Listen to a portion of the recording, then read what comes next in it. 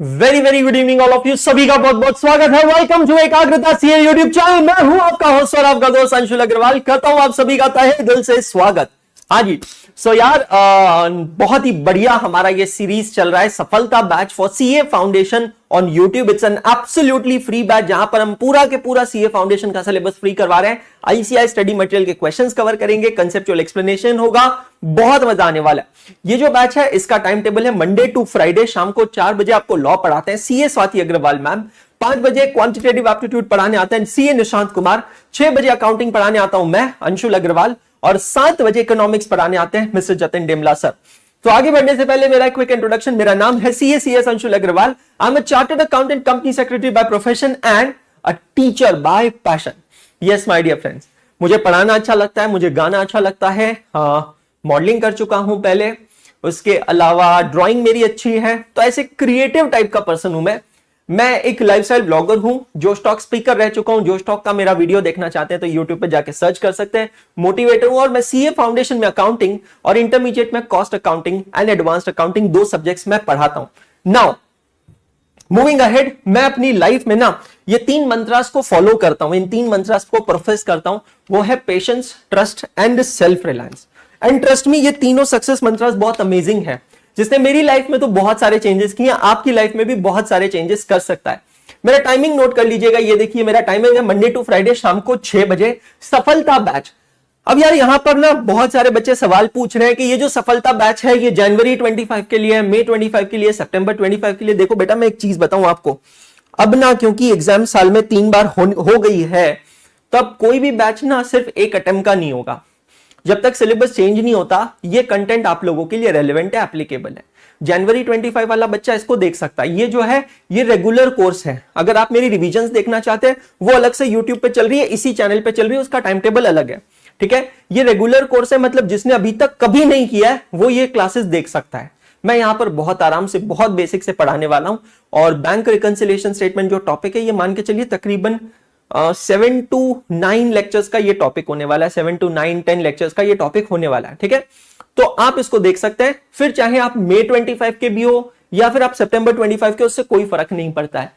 एकाग्रता के ऐप पर मेरी ये कुछ क्लासेस ऑलरेडी चल रही है, कुछ बैचेस ऑलरेडी चल रही है, तो आप हमारे सब्सक्रिप्शंस ले सकते हैं। अगर आप जानना चाहते हैं कि सीए कैसे किया जाता है, मतलब बिल्कुल बिगिनर है, क्योंकि ये वाली जो वीडियोस है, ये जो चैप्टर है bank reconciliation statement, it's also applicable for 11 students, है ना। 11th स्टैंडर्ड कॉमर्स में भी ये टॉपिक है। क्वेश्चंस आप अपनी बुक के कर सकते हैं, टेक्निक मैं आपको यहां सिखा दूंगा। आप अगर जानना चाहते हैं सीए कैसे करते हैं, कौन से सब्जेक्ट्स है, कितने साल लगते हैं, कितना खर्चा आता है, पासिंग क्राइटेरिया क्या है, पासिंग परसेंटेज क्या है, बस ये क्यूआर कोड को स्कैन कर लो, प्रॉब्लम सॉल्व हो जाएगी। अगर आप रिवीजन वीडियोस देखना चाहते हैं, जैसे कि मैंने आपसे कहा है, तो ये एक क्यूआर कोड आपके लिए है, जहां से आपको प्रॉपर पूरी प्लेलिस्ट मिल जाएगी हमारी पूरी की पूरी टीम की। तो सीए फाउंडेशन का अलग है, सीए इंटरमीडिएट का अलग है, सब्जेक्ट वाइज उसमें टैब्स बने, आप वो एक्सेस कर सकते हैं। दोस्तों, एकाग्रता अड्डा 247 पे लेकर आया है महापैक और महापैक प्रो। ये 2 सब्सक्रिप्शन मॉडल है। महापैक जहां पर आप हमारी सारी क्लासेस एक्सेस कर सकते हैं, महापैक प्रो में महापैक के सारे बेनिफिट्स मिलते हैं। इसके अलावा आपको मिलता है यहां पर hard copies of the books and dedicated mentorship sessions, ठीक है।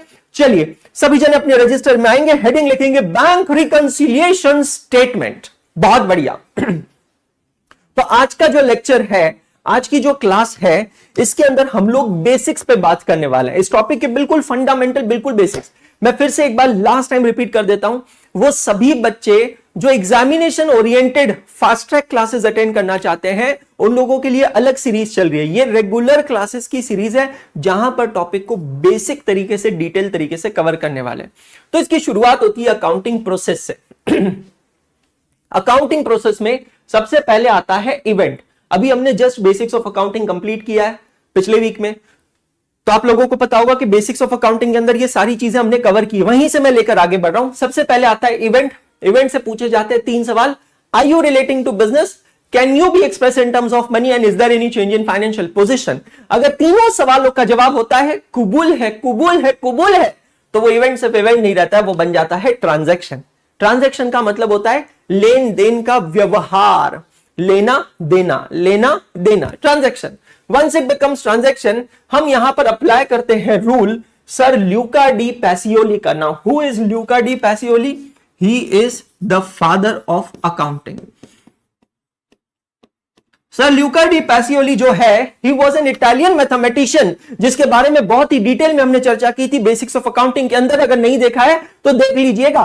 तो बेसिक्स ऑफ अकाउंटिंग के अंदर लूका डी पैसियोली के बारे में मैंने बताया था। 1494 के अंदर सर लूका डी पैसियोली ने यह देखा था कि जैसे मैथमेटिक्स में प्लस और माइनस होता है, वैसे ही हर एक ट्रांजेक्शन में, हर एक व्यवहार में, हर एक लेन देन में लेन भी होता है, देन भी होता है। Something comes in the business, something goes out of the business. ऐसा कभी नहीं हो सकता कि किसी भी ट्रांजैक्शन में मैं सिर्फ गेन कर रहा हूं या किसी भी ट्रांजैक्शन में मैं सिर्फ लूज कर रहा हूं, ऐसा इंपॉसिबल है। तो सर लूका डी पैसियोली ने इस चीज को एनालाइज किया।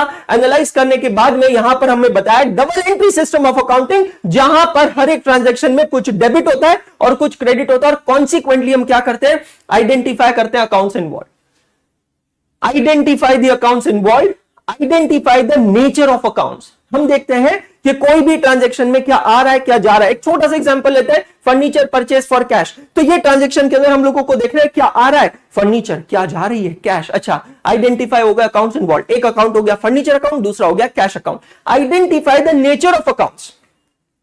ये जो अकाउंट्स आइडेंटिफाई किए हैं, इनका नेचर, क्या ये पर्सनल है, ये रियल है, या ये नॉमिनल है। Apply the golden rules of accountancy and then you pass journal entry.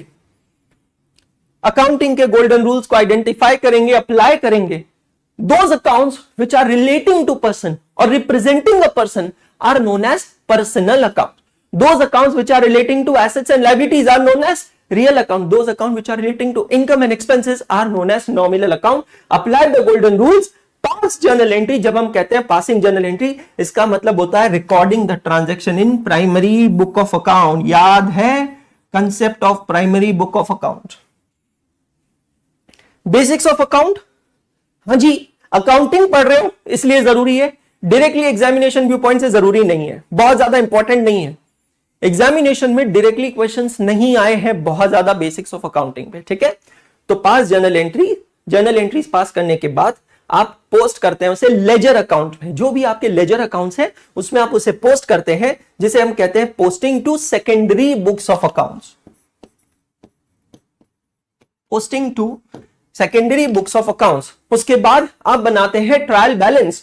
ये ट्रायल बैलेंस बनाने के बाद आप इससे बनाते हैं फाइनेंशियल स्टेटमेंट्स, और ये फाइनेंशियल स्टेटमेंट्स को जो यूज करता है, जो इसके यूजर्स होते हैं, वो उसको अलग अलग पर्पस के लिए यूज करते हैं, जिसे हम टेक्निकली कहते हैं एनालिसिस ऑफ फाइनेंशियल स्टेटमेंट। तो यहां पर रेशियो एनालिसिस होता है, और भी दूसरी तरीके के एनालिसिस के टूल्स होते हैं, जिसके हेल्प से यूजर अपने डिसीजंस लेता है। यूजर ऑफ फाइनेंशियल स्टेटमेंट कोई भी हो सकता है। It can be the management of company, it can be the investor, it can be the shareholder, it can be the employee, creditor, banker, lender, tax authorities, government agencies, कोई भी हो सकता है। Now understand, बहुत important point में touch कर रहा हूं, ठीक है। एक स्टेटमेंट मैं यहां पर लिखने जा रहा हूं, स्टेटमेंट को पढ़िएगा और मुझे लाइव चैट में जवाब दीजिएगा कि आप इस स्टेटमेंट से एग्री करते हैं या नहीं। इज इट ट्रू और इज इट फॉल्स? ध्यान से देखिएगा।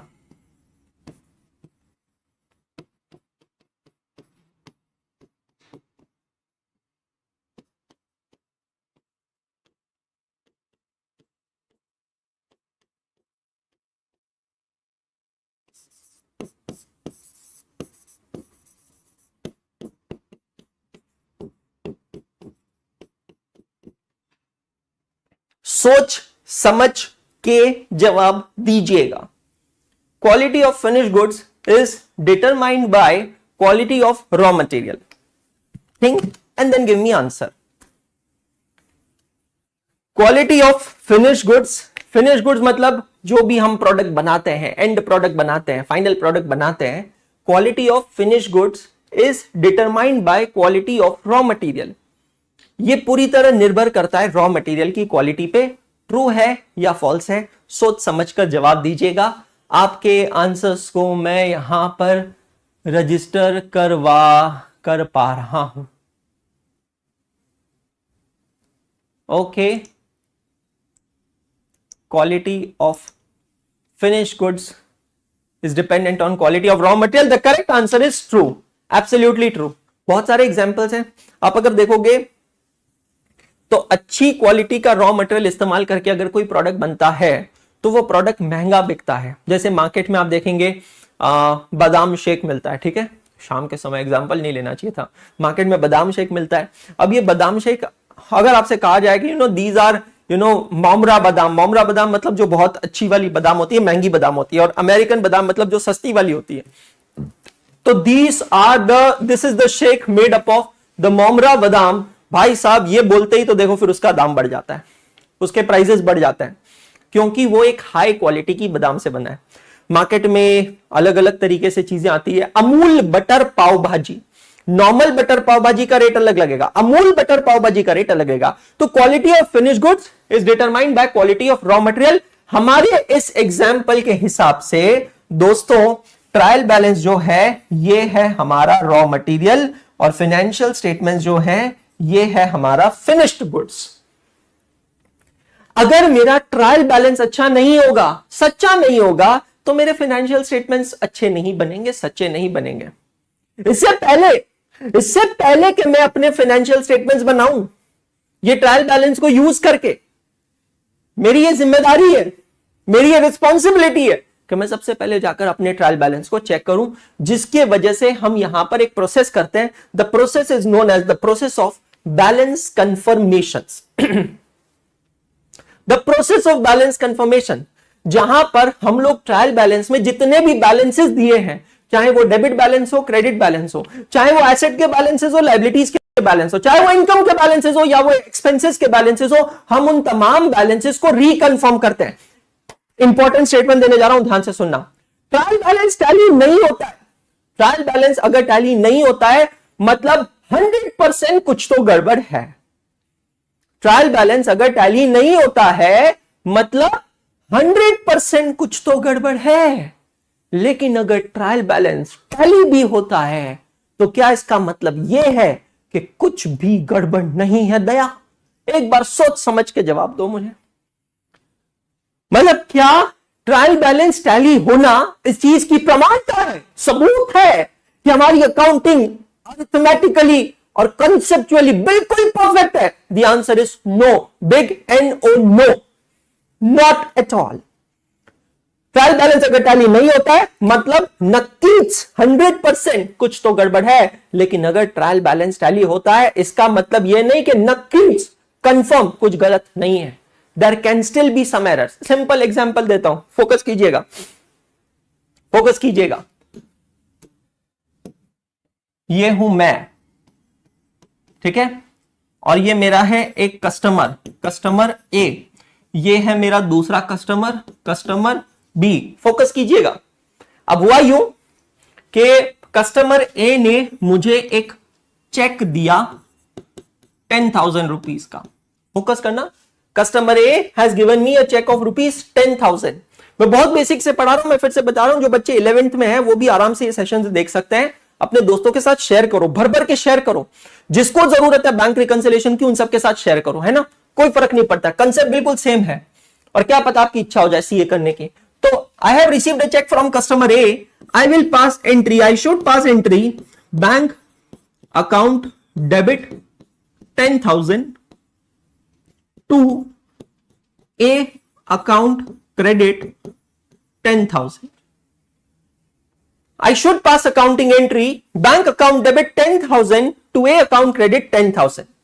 लेकिन यहां पर अब अगर मैं ये एंट्री पास करता हूं तो मेरा ट्रायल बैलेंस 100% टैली होगा। देखो ये मेरा ट्रायल बैलेंस है, ये मेरा ट्रायल बैलेंस के डेबिट में बैंक दिख रहा है 10,000, करेक्ट, डेबिट, और ये क्रेडिट, और क्रेडिट में आ गया ए का effect. Let's take an example, A account credit 10,000।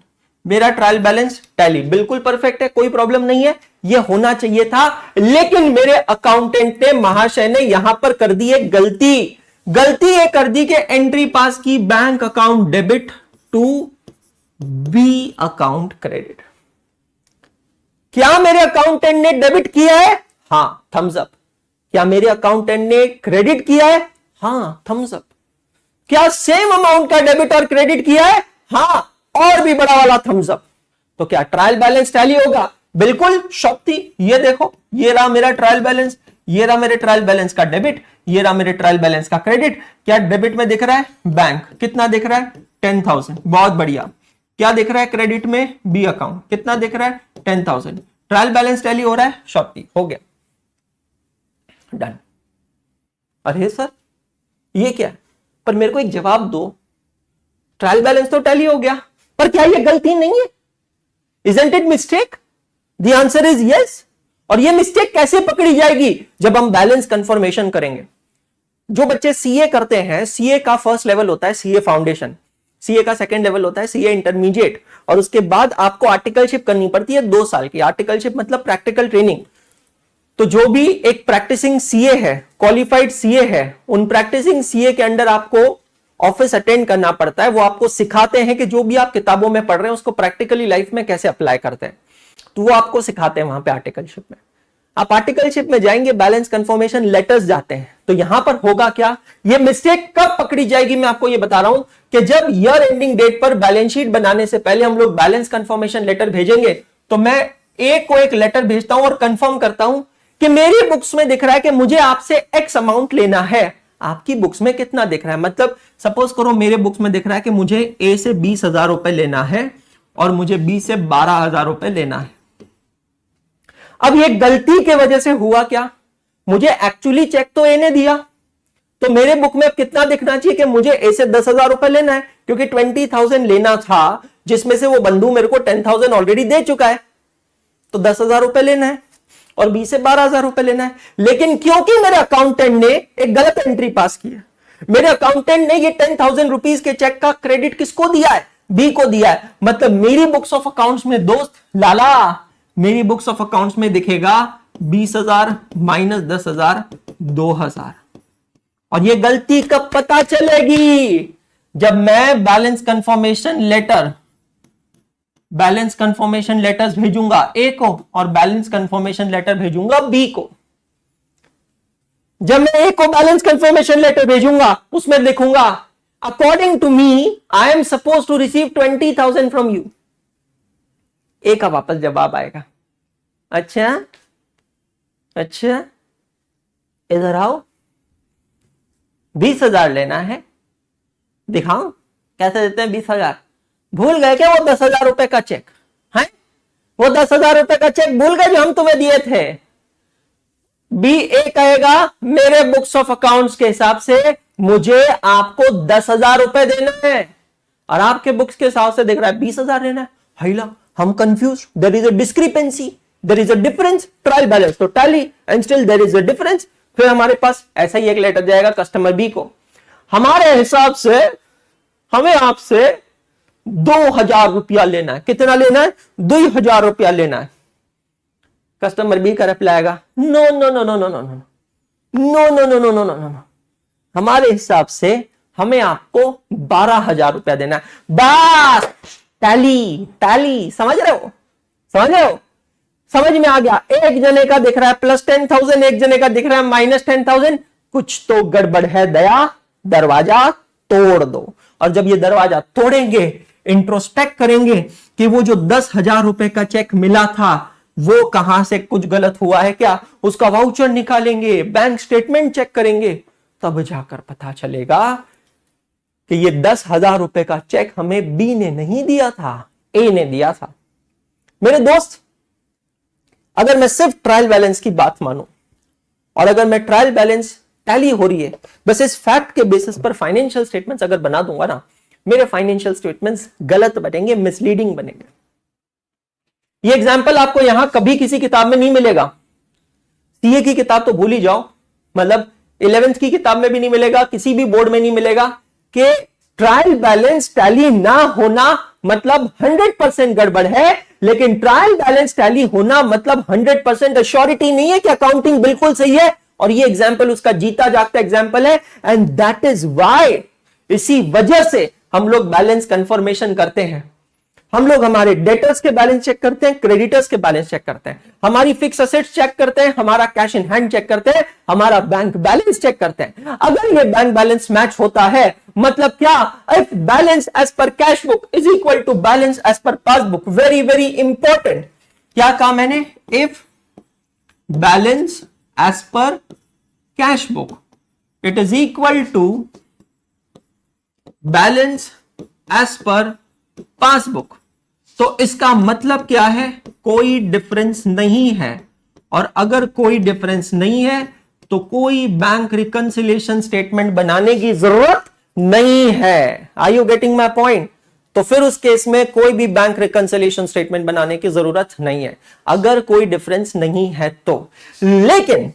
लेकिन बंधु, अगर balance as per cash book मतलब जो मैं अपनी अकाउंटिंग करता हूं, अपनी बुक्स ऑफ अकाउंट्स मेंटेन करता हूं, जिसका बैलेंस ट्रायल बैलेंस में जा रहा है, it is not matching with balance as per passbook, तो इसका मतलब है डिफरेंस है। और अगर डिफरेंस है तो ये डिफरेंस का इन्वेस्टिगेशन होना चाहिए, रिकंसिलिएशन होना चाहिए, तो हमको उस केस में बैंक रिकंसिलिएशन स्टेटमेंट बनाना पड़ेगा। मतलब इससे पहले कि हम लोग जाकर यह समझे कि बैंक रिकंसिलिएशन स्टेटमेंट कैसे बनता है, हमको यह समझना पड़ेगा कि बैंक रिकंसिलिएशन स्टेटमेंट क्यों बदलता है, क्यों बनता है। मेरा फंडा बहुत क्लियर है, मैंने मेरे टीचर से हमेशा कंसेप्चुअली सीखा है और मैं अपने बच्चों को हमेशा कंसेप्चुअली ही पढ़ाना चाहता हूं। लॉजिक बहुत सिंपल है बेटा, लाइफ जो है ना, लाइफ एकेडमिक से, प्रैक्टिकल लाइफ एकेडमिक लाइफ से बहुत अलग होती है। वहां पर आपको कोई इलस्ट्रेशन, प्रैक्टिकल क्वेश्चन बुक्स नहीं मिलेंगी। वहां पर तो जिंदगी आपको एक अलग अलग परिस्थितियां देगी, आपको उन अलग अलग परिस्थितियों को फेस करना आना चाहिए, एज सिंपल एज दैट। और वही चीज हम लोग यहां पर देख रहे हैं। तो इससे पहले कि आप ये चैप्टर पढ़ें, बैंक रिकंसिलिएशन स्टेटमेंट, दो लेक्चर्स मैं आपके लिए सिर्फ प्लेटफॉर्म बनाऊंगा कि ये चैप्टर हम पढ़ क्यों रहे हैं।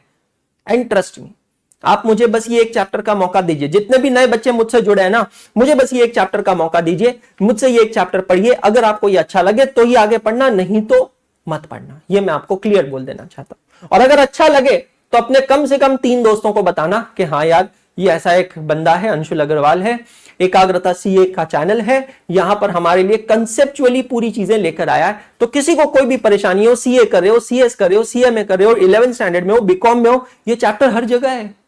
होटल मैनेजमेंट के बेसिक्स में भी है, फर्स्ट ईयर में। किसी को भी कंसेप्ट पढ़ना हो, बस आप यहां पर आ सकते हो।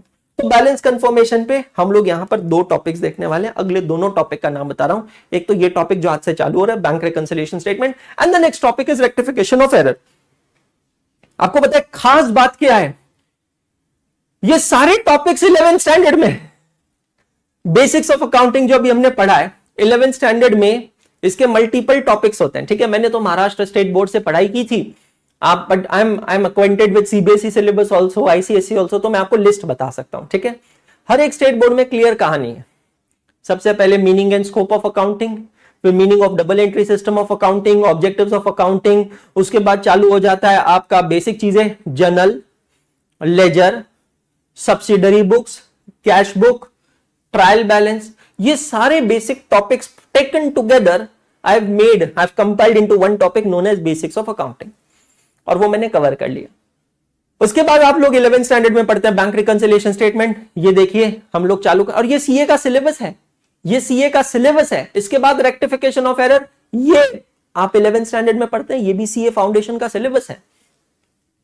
फिर 11th स्टैंडर्ड का एक टॉपिक है आपका डेप्रिसिएशन, वो भी सीए फाउंडेशन का सिलेबस है। 11th 12th को अगर मैं मिला लू ना, book keeping and accountancy of any state board 11th 12th, you cover 70% syllabus of CA foundation and I'm not exaggerating। मैं बिल्कुल फेक नहीं रहा हूं, एग्जैजरेट नहीं कर रहा हूं।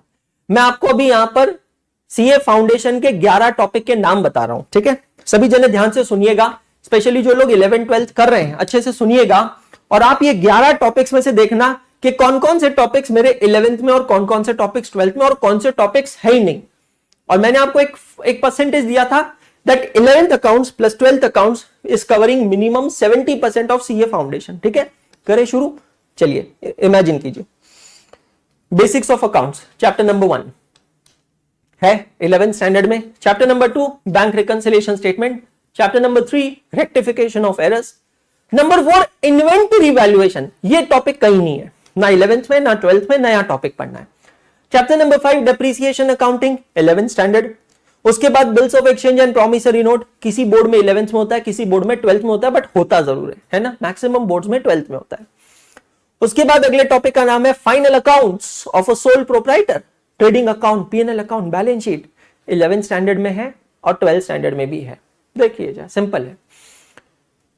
इंटरनली कुछ चीजें हैं जो आपके 11th 12th में नहीं है और वो सीए फाउंडेशन में है, जैसे कि मैन्युफैक्चरिंग अकाउंट का कंसेप्ट, ठीक है।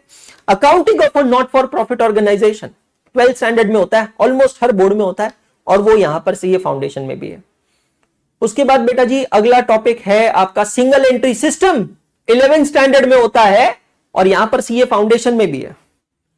उसके बाद अगले टॉपिक का नाम है बिल्स ऑफ एक्सचेंज हो गया, फाइनल अकाउंट्स हो गया, नॉट फॉर प्रॉफिट हो गया, सिंगल एंट्री सिस्टम हो गया, पार्टनरशिप अकाउंट्स। पार्टनरशिप अकाउंट्स में क्या क्या है सीए फाउंडेशन में? Admission of a partner, retirement of a partner, death of a partner, dissolution of partnership firm.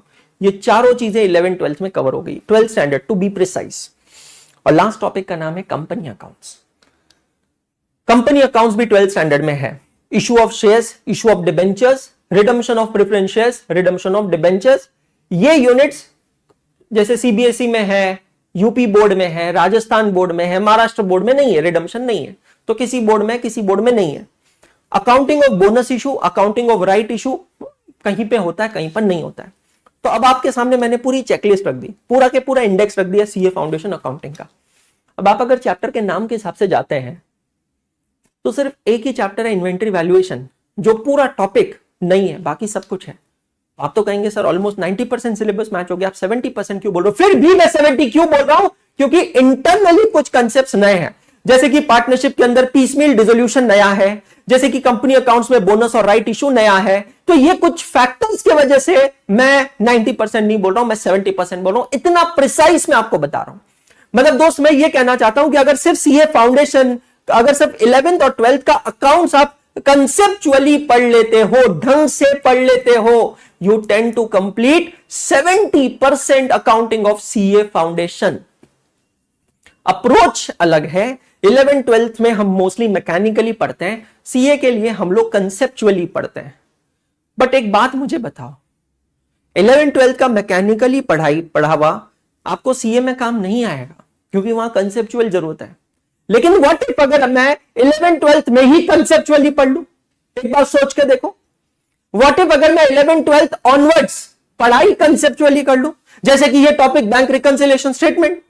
What if अगर मैं बैंक रिकंसिलिएशन स्टेटमेंट को मैकेनिकली ना पढ़कर, जैसे कि काफी बुक्स में होता है, काफी टीचर्स से, due respect to all the teachers, काफी टीचर्स ये कहते हैं कि बेटा कहां जरूरत है, अरे सिंपल है, एक टेबल बना लो, cheque issued but not presented for payment, 4 column आंक दो सामने, cash book favourable balance, cash book unfavourable, passbook favourable, passbook unfavourable, बस प्लस माइनस कर देना, विषय खत्म।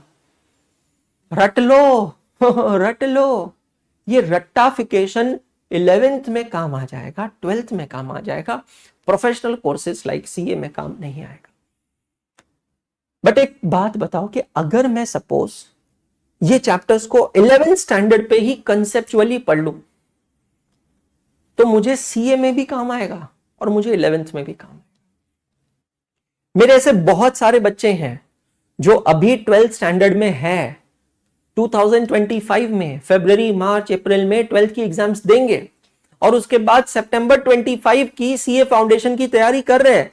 वो बच्चे अभी इस समय नवंबर, दिसंबर 24 में 12th स्टैंडर्ड के चैप्टर्स मुझसे पढ़ रहे हैं, रिक्वेस्ट करते हैं, चैट्स में लिखते हैं, इंस्टाग्राम पे मैसेजेस करते हैं, डीएम करते हैं, व्हाट्सएप करते हैं कि सर आप ना हमें कंपनी अकाउंट्स पढ़ा दो सर, क्योंकि 12th स्टैंडर्ड में बहुत मेजर टॉपिक है सर, 15 से 20 मार्क का वेटेज है सर, स्कूल में जो पढ़ा है वो कुछ समझ में नहीं आया और हमको पता है सर, हमको आपका ट्यूनिंग बैठ गया सर, आपका एक्सप्लेनेशन समझ में आता है, आप सर हमको कंपनी अकाउंट्स पढ़ाते हैं, हमारा फाउंडेशन भी हो जाएगा, हमारा 12th भी हो जाएगा।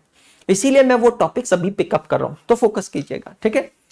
तो ये प्रोसेस सबको समझ में आ गई, ये अकाउंटिंग प्रोसेस है। अकाउंटिंग प्रोसेस में इससे पहले कि हम ट्रायल बैलेंस को यूज करके फाइनेंशियल स्टेटमेंट्स बनाएं, हम लोग हमारे ट्रायल बैलेंस के बैलेंसेस को रिकन्फर्म करते हैं और ये प्रोसेस कही जाती है। यहाँ पे हम 2 टॉपिक्स पढ़ने वाले हैं, एक है बैंक रिकंसिलिएशन स्टेटमेंट और दूसरा है रेक्टिफिकेशन ऑफ एरर। अब आज हम क्या कर रहे हैं, सिर्फ इस शब्द को ब्रेक करते हैं, bank. What is a bank? A bank is a financial institution. बहुत ही बढ़िया। क्या होता है बैंक?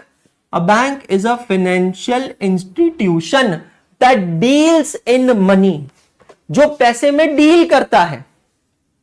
एक बैंक फाइनेंशियल इंस्टीट्यूशन होता है जो पैसों में डील करता है, पैसों में डील सा खरीदता है और बेचता है। हाइया, हम भी खोलेंगे दुकान। अरे मुन्ना, ये पैसा खरीदना और बेचना मतलब ऐसे नहीं होता है।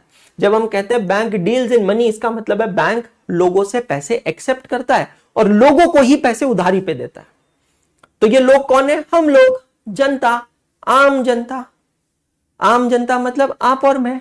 जिसके पास पैसा है वो बैंक में जाके अकाउंट खोलता है। जब बैंक में अकाउंट खोलता है तो बैंक उससे पैसा लेता है और एक नॉमिनल इंटरेस्ट देता है, 2.5% का, 3% का, 2.5, 3% का।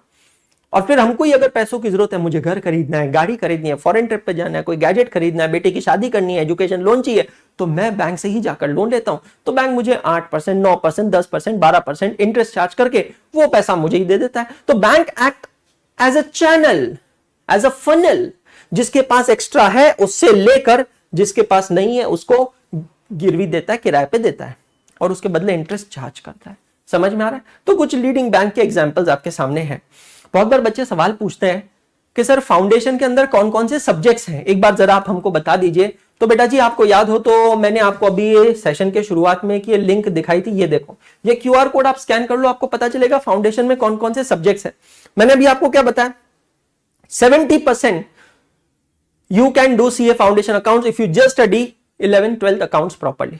Same is the math calculation for mathematics. आपको चाहिए तो निशान सर से गणित पूछ लेना कि निशान सर एक कंपैरिजन बता दो यार कि 11th 12th के जो हमारे मैथ्स के चैप्टर्स हैं उनको हम कंपेयर करते हैं फाउंडेशन। नहीं तो सिंपल है यार, सिंपल सी चीज बोलूं, सीए इंस्टीट्यूट की वेबसाइट पे जाकर आप मैथ्स का पूरा इंडेक्स देख लो, आपको समझ में आ जाएगा। Same is for economics. Economics तो बेटा 100% है, 70:2 से।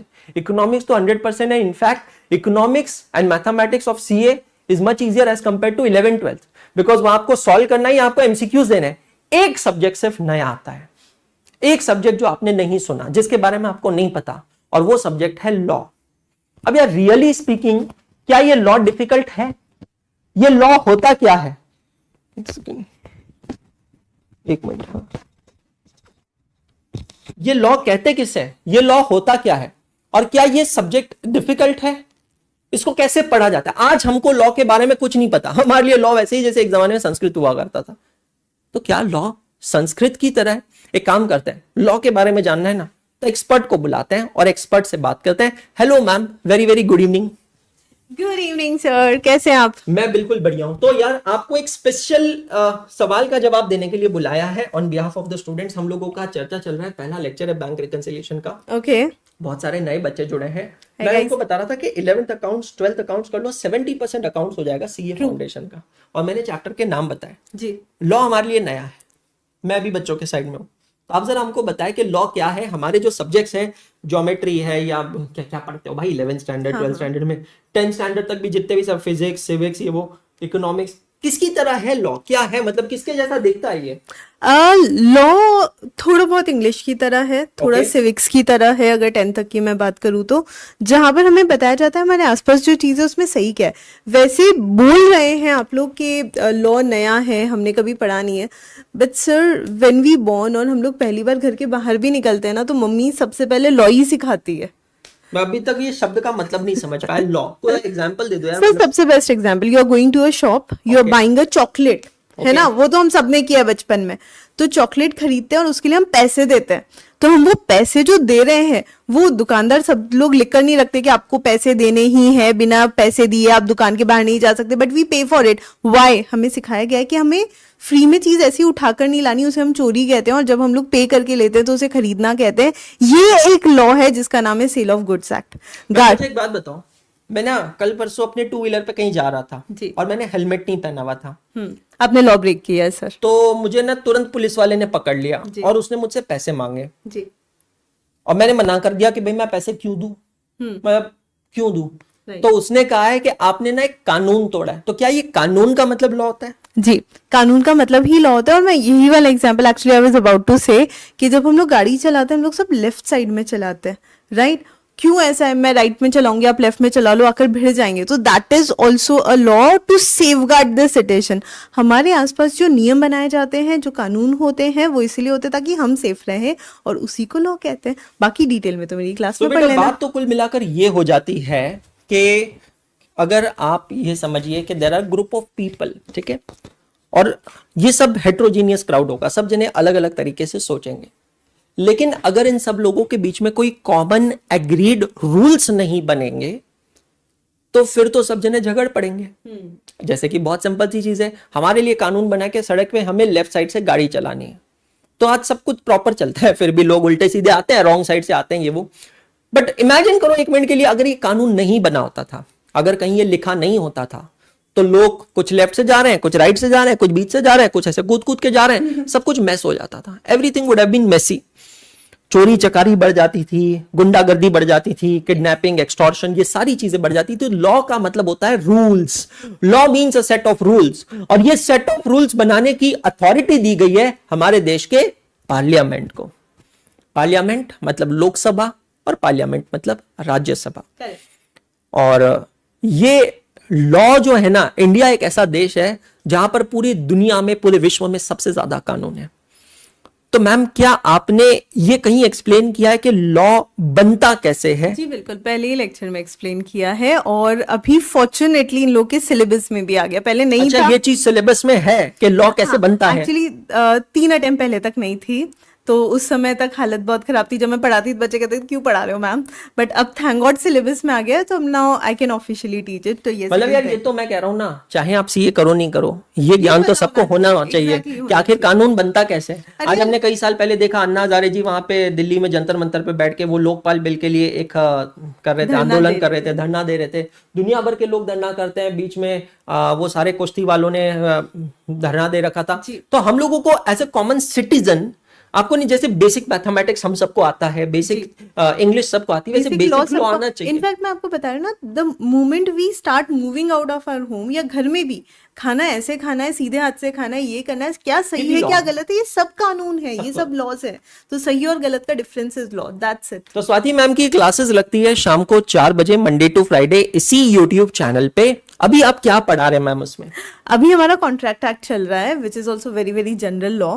तो वो बच्चे ज्वाइन कर सकते हैं। लाइक स्टार्टिंग से अगर देखेंगे तो लॉ कैसे बनता है, क्या बनता है, वो सारी चीजें। तो मैम, मैं आपसे बच्चों के बिहाफ पे एक रिक्वेस्ट करता हूँ कि आपकी जो क्लास होगी ना, अगली क्लास, उस अगली क्लास में आप बच्चों को ये जरूर बताएं कि आपके जो पहले लेक्चर्स हो चुके हैं उसको इस YouTube चैनल पे कैसे एक्सेस किया जाता है, वो कहां पर मिलेंगे, और स्पेसिफिकली वो एक लेक्चर पॉइंट आउट करें जहां पर हम इस चीज पे बात करें ना कि लॉ कैसे बनता है, लोकसभा क्या होता है, राज्यसभा क्या होता है, मेंबर ऑफ पार्लियामेंट किसे कहते हैं, मेंबर ऑफ लेजिस्लेटिव असेंबली क्या होता है, प्रेसिडेंट का क्या रोल होता है, क्या प्रेसिडेंट के पास ये पावर है। मतलब बड़ी इंटरेस्टिंग चीज मैं आपको बताऊं, बड़ी इंटरेस्टिंग चीज है।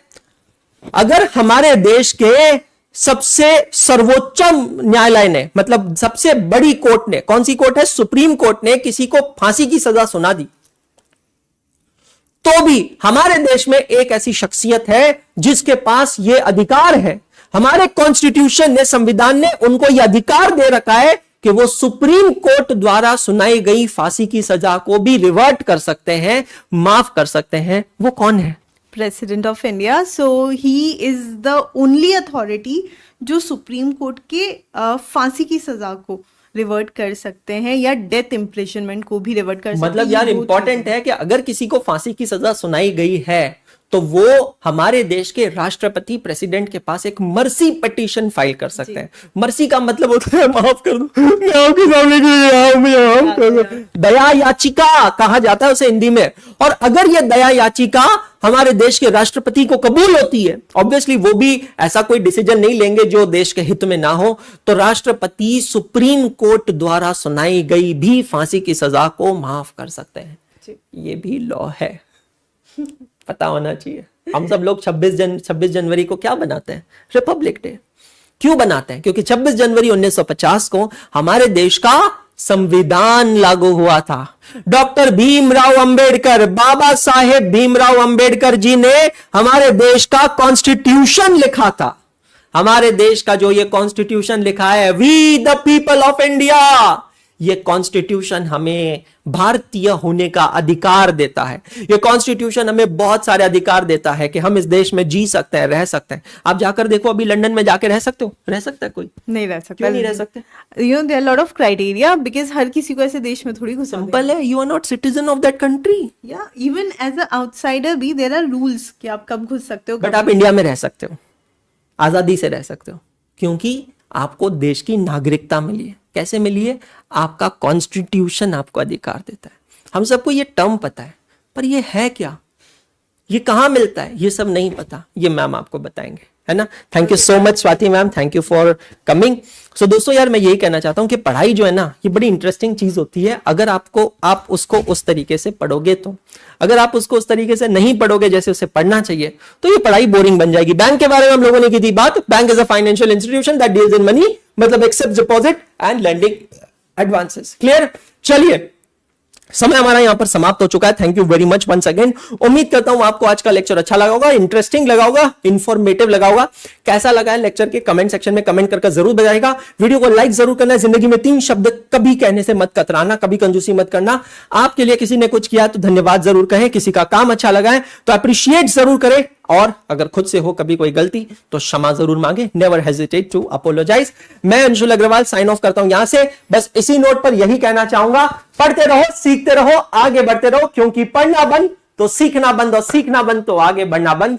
कहता था, कहता हूं, कहता रहूंगा, हाथ नहीं छोड़ूंगा, साथ नहीं छोड़ूंगा। गुड डे, शाबाश।